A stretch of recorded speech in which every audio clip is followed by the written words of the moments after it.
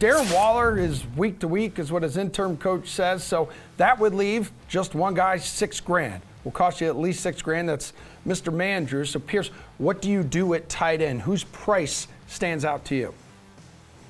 You got to punt this position this week.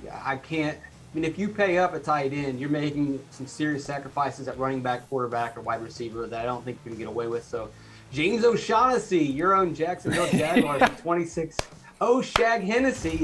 I jumped into the game last week when Dan Arnold went down. 5 targets, 3 catches. If you go back before Dan Arnold showed up on the scene, he had 8 targets in that last game, caught 6 of them for 48 yards. He's been around the team for a while. He can get it done. And if you look at the game script here, everyone except for you, maybe, Emerson, expects the Jaguars to be playing from behind. Actually, You probably think that. Yeah, I do. Yes, I have accepted reality. So they're going to play from behind. They're going to pass. He'll get the volume to reach value. And I'm completely fine. If he gets into the end zone, great. If he gets 3 catches for 30 yards, I'll take it and hope that I nail the rest of my picks. Dude, $2,600. I love that, Pearce. Julian, do you agree you can't pay up here because then you'd be sacrificing other more important positions? No, you definitely can't pay up here, especially with some of the high-priced plays we like at other positions, particularly running back. So I think that the injury to Darren Waller is the most important part of this position. So, I mean, he's got a D next to his name in the DraftKings app. Doubtful.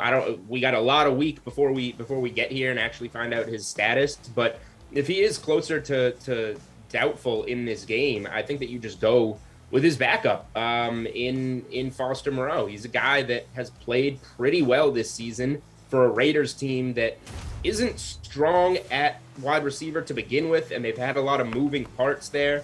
You know, you see the one game against the Eagles with 18 DraftKings points, 6 for 60 and a touchdown, caught all of his targets in that game. So he has the potential when the volume is there. He might be a little touchdown dependent, but if Waller's not out there and the Raiders play the way that they've played at wide receiver this season, he's a guy at $2,700 that should be relatively involved. It's a home game against Washington, decent spot. So, you know, you're almost, not that you wish injury, it's not like it's anything serious for Waller. You almost wish that he rests the game to get right here so that you can get some better value, much needed value at the tight end position.